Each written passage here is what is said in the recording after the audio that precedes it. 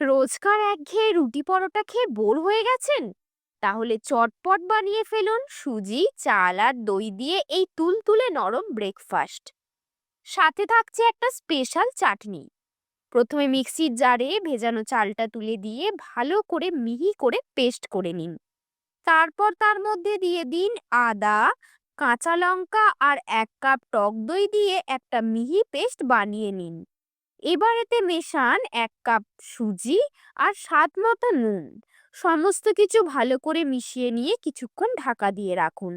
ততক্ষণে চাটনিটা বানিয়ে ফেলি।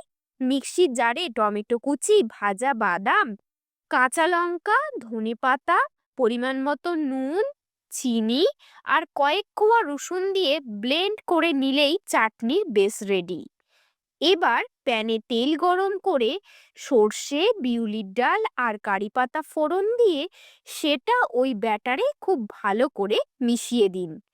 শেষে 1 চিমটি বেকিং সোডা, কোয়ার্টার চামচ বেকিং পাউডার দিয়ে ভালো করে ফেটিয়ে নিন।